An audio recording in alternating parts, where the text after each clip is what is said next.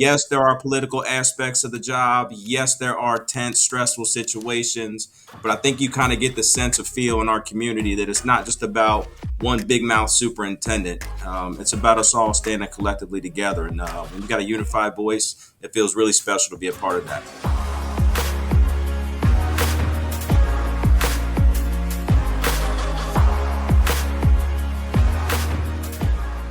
Welcome, everybody, back to another exciting episode of the Undisrupted Podcast.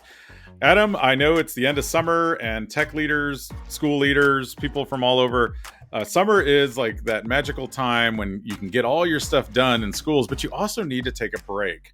Where are you at on this whole idea that we need to have these breaks? A lot of people who complain about education from outside of education say, oh, you get summers off. You don't need summers off. We don't in the real, quote unquote, real world. Why do you think that's important? It is super important. I actually, myself, took a vacation. It doesn't sound like a big thing, but it was the first time in like 6 years I've actually took a vacation that was non-work related, non-quote unquote speaking related or anything of that nature. Literally took the family. We went to the Dominican Republic. We went to a place with really crappy internet, which was awesome because no one could connect to me. And I felt so recharged and rejuvenated. I mean, you don't realize how important it is to get away from your 9 to 5 grind until you actually do it. Really, I spent time with my family. It was so amazing and I'm like, what have I been missing all these years? I feel like this is going to be, quote unquote, the best year. I feel like an athlete who needs to retire. It's like, I'm in the best shape of my career. Like, hopefully it's not the case. But I mean, I feel so enthused coming back, especially coming after having to turn the page on all that COVID stuff moving forward. Like, I feel so great right now taking that time off. I mean, so, not to, make people who are listening who didn't go on vacation, like, what is he talking about? If you haven't taken one, take one, but it is amazing. I actually use some time because I've been in jobs before where I've lost time because I never took it. And I left and they were like, oh, you lost those days because you never took it. But I know you do road trips and stuff, but what do you do?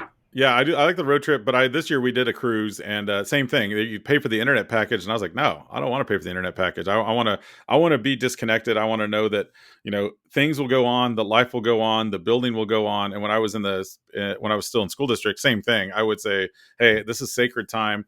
Now, I will say that came with a little twinge of organizational jealousy, and like, oh, that's great that you can disconnect, but we can't. But and that's a tricky thing about our roles, especially as you get into leadership roles, which is why I want to invite Superintendent of the Year, the Superintendent at Middletown City School District in Ohio, Marlon Styles, onto the podcast today. Marlon, and you can follow him on Twitter at MCSDSuper. What's your take on this, Marlon? And what's your belief on terms of that, like, time of way, and then like how do you get your staff to do that? Because I know a lot of people like Adam. He's like, it's the first time in 6 years, so he's not taking days off. Yeah, I don't put many threats out. First of all, excited to be on the conversation with the two of you legends, just for the record. I don't believe in many threats, but I make one threat on the job every single summer when my people take their time off. And I said, if I catch an email from you while you're on family vacation, I'm going down to our IT department and I'm going to disconnect your account, right? Your password won't work. You will not have any access. So when you take that trip, and Adam, I'm glad you said you did it, unplug. And I believe in the same thing. So I try to model and practice what I preach. The only time I'm connected to my phone when I'm on vacation is when I'm syncing up my Bluetooth stereo and I'm playing Bell Biv DeVoe, Montel Jordan, Bone Thugs and Harmony. And I'm connecting to that stereo and we're having a good time while we're all just relaxing. That girl is. Come on now.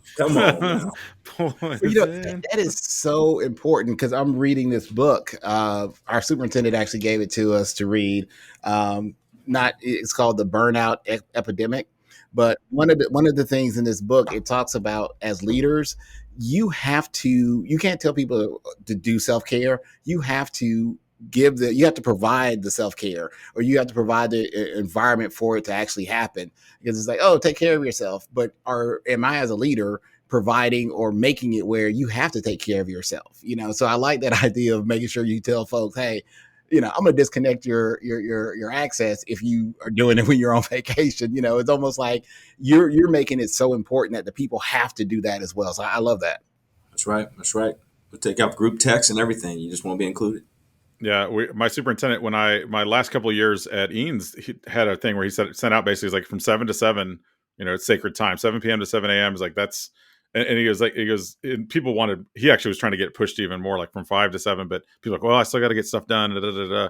But he's like, how about this? And he basically sent it out to the community at large saying, because parents will, I was guilty of this early on. They would send me an email, a complaint or a question or something, and I would reply right away. 10 o'clock at night, midnight, didn't matter.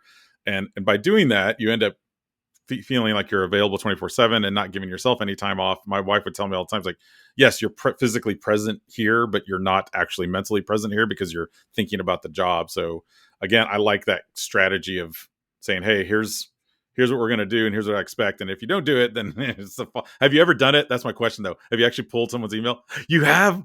One time. I won't tell you the person's name. I'll just tell you that they were on leave, and I had to call a spouse and say the final warning, final warning, final warning, and I got a reply back from the spouse saying, "Do it." We shut that thing off. See, it only takes one because now it's out there and everyone knows that We'll the do it. He superintendent was will do serious. that. Yeah. We'll do it. We'll do it. We'll do it. It's kind of like, don't do it, you will.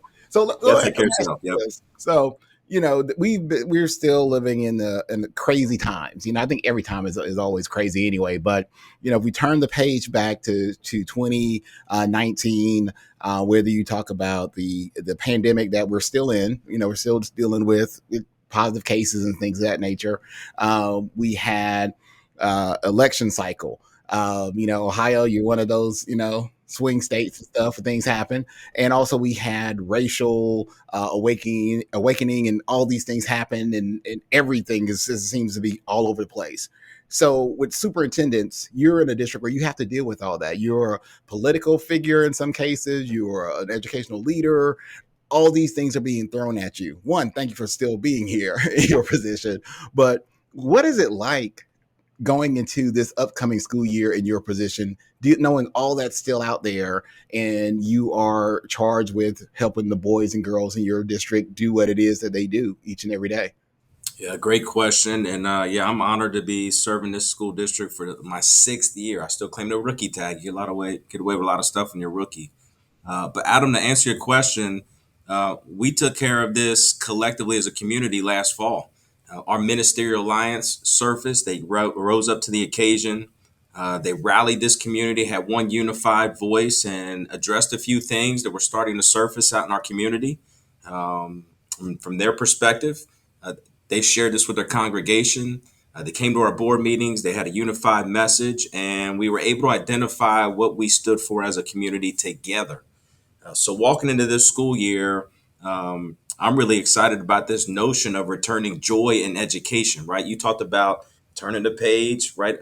Excited to be in a position where with people, we can return some joy to education. So we were able to address some things collectively last fall. This year, we're talking about a block party happening right outside this window. I know you can't see it, but a block party where a bunch of middies come together and we start focusing on the positive mental state of our kids walking into the start of the school year. We're talking about a Sunday afternoon when our faith-based community is handing out school supplies and backpacks to children, getting them ready for the start of the school year. Talking about welcome parades at the start of the school year on the first day of school for every kid in every single building. You can feel the joy and excitement coming back to education. You can feel the joy and excitement with middies across the community.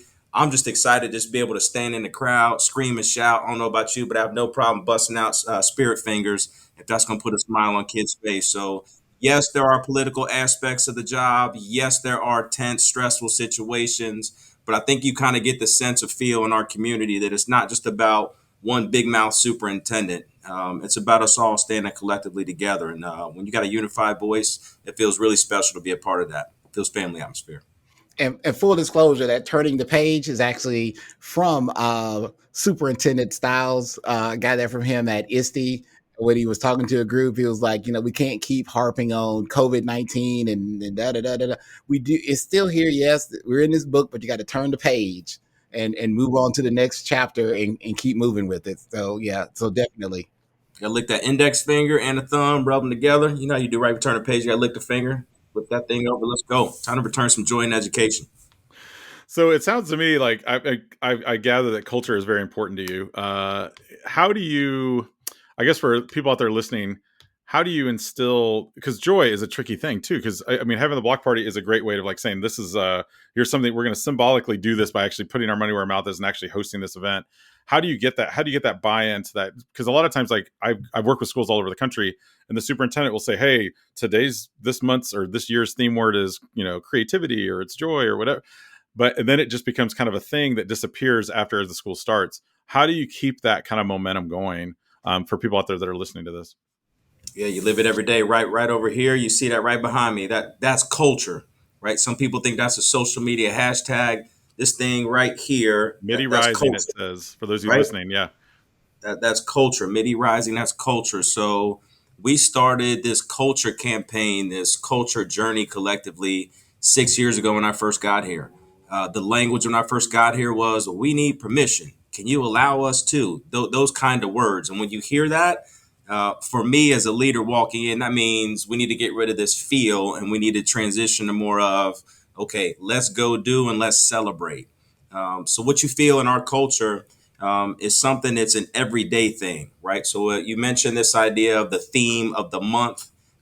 We try to shy away from that. So for anyone listening, culture is an everyday thing. It's an every bell thing. It's an every moment thing. Part of my message to the staff this year is about focusing on individual moments and what type of moments can you generate so that another special moment starts to surface. So when you feel culture, it's not this badge that I wear around my neck that has my title on it and gives me the permission to talk about culture. It's the fact that I'm part of an environment, a group of individuals all working collectively to share the same vision, to sound very textbookish, but more importantly, all working together to celebrate the great things happening in education inside the walls of our schools. That's culture. Now, if that means you are a principal, great. If that means you're a custodian, great. If that means you're a board member, fantastic. If you're a pastor, whatever your designation may be, the fact that you're here to serve our school district, our kids, and our community, you're part of our culture. And all that we ask is that every single day, this is going to sound very, very academic. You ready for this? All that we ask is you say and do something positive for the people that you are serving. That's our handbook. Some people have reached out and say, hey, what are your rules? We have one rule: say and do something positive for the people that you are serving. If you do that every single moment, every single day, every single week, and every single class, and everybody you come across, then this hashtag behind me, MIDI Rising, it's representative of everybody and everything in the culture. And it feels good. I tell you what, it feels really good to be a part of an environment like that. I'm fired up, man. I'm ready to go. Let's go. I'm going to, I'm going to Fired up, Ohio. ready to go. So, all right. So you get a chance to serve. You mentioned earlier, you are a servant leader, and it does mean meeting the needs of all students, all the diverse needs of your students. And I know you're doing some really great work there, but around the country, there are groups of people who feel as though the diversity, equity, and inclusion work isn't good. You know, they come up with all kind of ways, say it's not good. We shouldn't be doing that. If you talk about it, then you're a bad person. What do you say to someone who is a leader out there trying to do that, and they're getting some pushback from, it could be staff members, it could be the community that are trying to do the right work around diversity, equity, and inclusion? Yeah, we went from having a blast to being able to focus on something that's real. So let's dig into it. Um, First of all, I will say that every single child deserves to be in our. Let me back up here. You get me all fired up. Let me slow down. Every single child deserves to be in our imagination on how kids can learn, right? Every child, not some, not most, but every child should be in our adult imagination on how kids can learn in classrooms. Number two, what I'll say is diversity, equity, and inclusion for me is just focusing on what each child needs in that given moment, right? It's not the academic world. To make it very simple, you can tell I'm not a book person. For me, it's just simply, what do children need in that given moment? Period. End of story. If we can shift to this mindset that our DEI work focuses on that simple concept and then plan solutions around what people need, doesn't matter race, religion, skin tone, doesn't matter to me, what they need in that moment, that's when the fun and magical moments start to happen and our imagination can run wild because we're focusing on children. So to anyone around the country who, and myself included, and I'll be very vulnerable here, there are times where as a leader, I have hesitated, right? Mentally hesitated in the body of work that I'm leading for some different external reasons. But I had to focus on not letting my boat ship because the water that was about to get into it was going to cause it to sink. And I had to focus on our body of work and who we were trying to serve. So for those out there who are mentally toying with, do I pursue my plans? Do I pause my plans? Or do I just completely stop and redirect?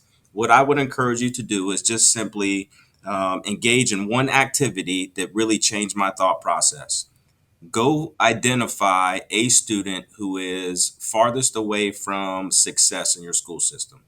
Go identify one student who is farthest away from opportunities to be successful in your school system.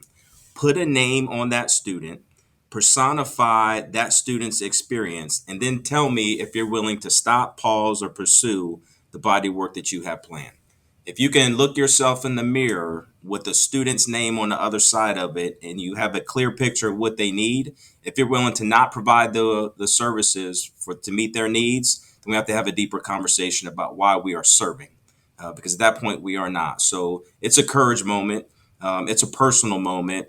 But we have to realize that there are individuals that have needs. So let's put a name on it. Let's personify their circumstances, their experiences, and let's find a way to imagine them in our thought process on how we can better serve them academically, social, emotionally, the whole child, the whole person. More importantly, just making their dreams come true. It's our duty, our obligation. Put a name on it. Title of the book, title of the podcast. There we go. Coach Herm Edwards, put a name on it. I do like that better than, and I think I think what you just did was you unlocked something there that unfortunately what happens with the smaller groups that seem to be the loud groups is that they find our acronyms and they say, oh, DEI, SEL, CRT, whatever it is, we're gonna rally around an acronym even though we don't know a lot about it. What you just did is you flipped it on its head and said, okay, let's put that all aside. Whatever we're going to call it, let's call it something, whatever. Let's talk about this actual student. Let's actually make it personal and say, like, are you willing then as a community member to say, like, you don't want this kid to have their best opportunity? Now, some of them candidly may actually say yes because they want what's best for their own community, their own group, or whatever it is. But most, I think, would come around to your side and say, you know what, we do want to supply the best education experience for all of our kids. So why are we complaining about this? Why are we fighting it again? And maybe they'll start to question that a little bit. That is a courage moment. I like the way you said that. That is a hard conversation for leaders because you are in the spotlight with the news, the social media, everything all the time. Yeah. Let me dig in that just a little bit. I'll be very brief here when I say this. What if a group of female students wanted to be engineers when they grow up? And your response was, well, I'm going to go find 10 different female engineers here locally to come sit in front of you. To me, that's DEI work. Yeah. Yep. I'm just going to Yeah. leave it at that. If you Yeah. understand the assignment, Yeah. Well, and the other side of this is what I've been thinking about recently. It's really been rattling around in my head is on top this season, we've been talking a lot about the educator shortage and kind of the struggles with that across the country. In different parts, it's really bad. But to go to the next level of that, there's also a pipeline shortage of leadership. And so there's a lot of teachers that don't feel like they have the opportunity to be leaders, or they get to a certain point and say, I'm just burned out, I'm going to leave and go somewhere else.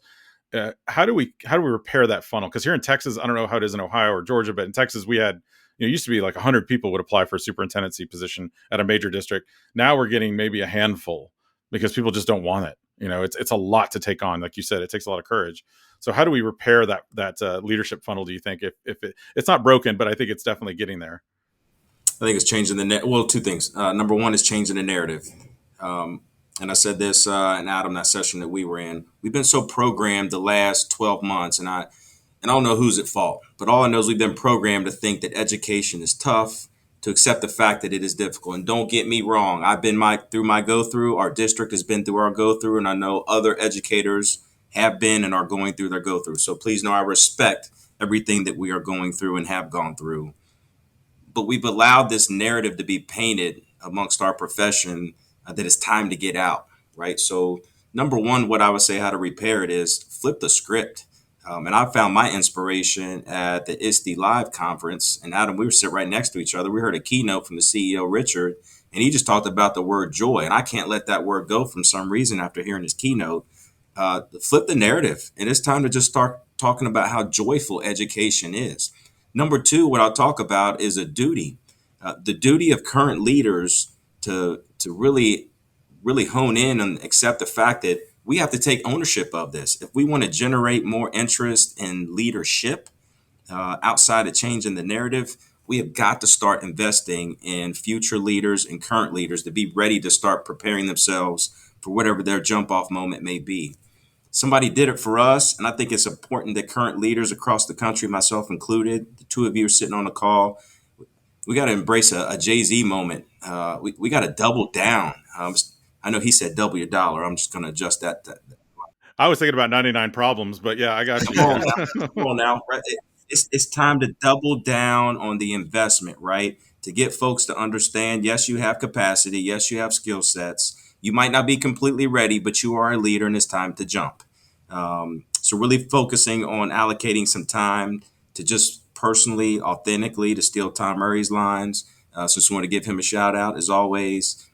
Invest in other people, invest in your leaders. If that means you have to sit with someone once a month and talk about their personal journey into leadership, great. If that means you have to invest internally and promote from within, great. But I really think we need to hunker down, double down on really investing in future leaders while we are changing the narrative at the same time. That it's a joyous moment to be in the profession, but more importantly, be in a leadership position where you can serve others. I mean, what's more joyful than that? And that's one important thing about leadership pool, because I know for myself being a technology director and a person of color, it's one of those things when I'm in rooms and I look around at who has been selected um, in these leadership roles, because very often my role is a cabinet level position, and so very often it's hired by the superintendent, and so we have the tendency at times to hire who we know. To bring in our friends, because you want people who can be loyal and going to see your mission and vision through. But if you don't diversify who you know, if you don't get out there and meet different people, then you're going to end up having the same people. Because I don't think anybody does necessarily does it intentionally. But if I know these people, these are people I'm going to bring with me. So if they all look like you, they all go to the same church you go to, they all hang out and do the same things that you do, then you're going to have more of the same. So you definitely have to diversify that pool of leaders that you're bringing in. So it shouldn't be someone knows exactly what district you work at based on who you are and what you look like. They shouldn't be able to pinpoint, oh, I know that you're in that urban district, or you're here, or you're there, based on who you are in that room. So we have to definitely diversify that leadership pool. No doubt. No doubt. No doubt. Love it. So let me ask you this now. This is one of those things, going to ISTE, because you're doing some really amazing work with the ISTE certification in your district. So if you could just take a few moments to tell us how you were able to gearly get your teachers on board with becoming ISTE certified. Culture. Not to sound like a broken record, right? But it's culture. We talked a lot about strategic plans, strategic visions, things of that nature, but it's about culture. We often talk with different folks individually, small groups, and then we talk about bold action collectively as a culture-minded organization. That it's important to try to do the hard things. It's important to try to inspire our children to do the hard things. And it's important for us to have conversation about more than just this idea of a growth mindset, but what I call an I can mindset. So we have really issued challenges. We have supported, we have inspired, we have embraced, we have come alongside folks. But we've got a culture here, take me completely out of it. I want nothing to do with this. But we've got a culture of educators in this district and leaders who really enjoy doing the hard things to be able to better serve their students. So when the ISTE certification first surfaced, we reached out to, I'm talking like 4 people across the district, and it was a question. Do you want to go for it or not? Right. And that's right when it was brand new. They were only recruiting 30 people across the country. We had 4 people jump in and they ripped it. It was difficult. It was hard. It was challenging. But when we came back and we explored the value with those four after we kind of reflected, we offered it across the entire culture, right? We're willing to push cohorts of 25 people through on an annual basis. You won't have to go through it by yourself. Your colleagues will be sitting with you each step of the way. You've got some experienced folks who've already been certified, but we'll cancel all of your district in service for the entire year.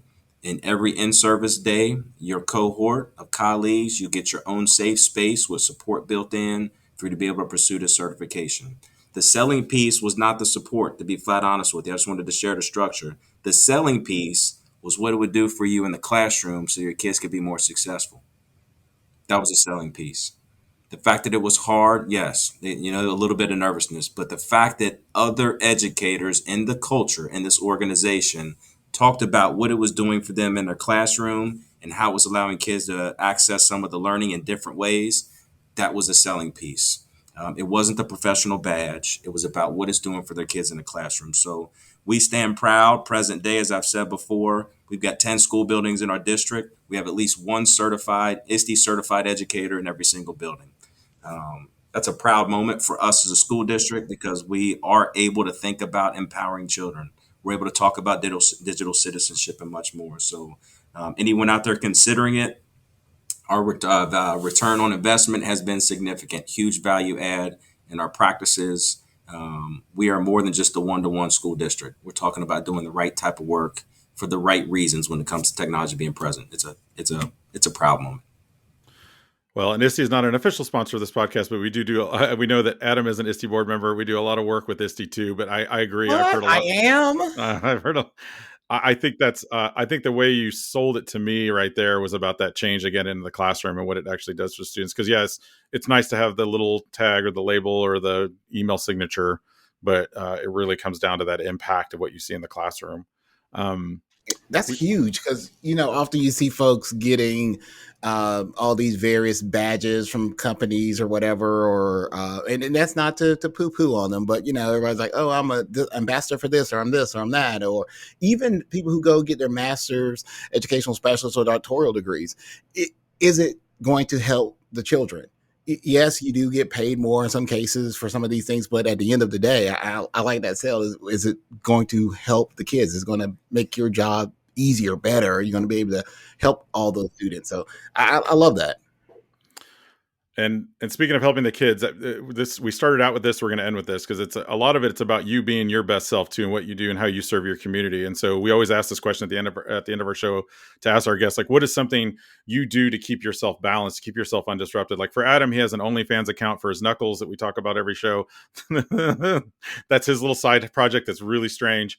Only But hands, only but so I had to get it in because we've snuck it into every episode so far. So for you, Marlon Styles, how do you keep yourself undisrupted? How do you keep yourself at balance in this crazy world? I'll share two quick things. Not sure how much time we got left. But first of all, I appreciate you having me on today. It's been a blast. Having a lot of fun, feeling joyful myself. Number one, I have what I call the threshold moment. Um, don't care what I need to do on the way home. I try to get 3 phone calls in business wise on the way home every time I'm driving.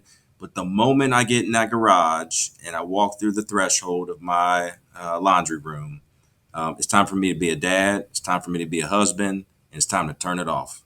So this is my daily moment, my daily reminder, shut it down. And until everybody falls asleep and I choose to turn it back on, I try to be present once I hit that threshold moment. More importantly, the thing I'm most excited to share about how I try to stay balanced and be undisrupted. If you know anything about me, I can't dance worth a lick.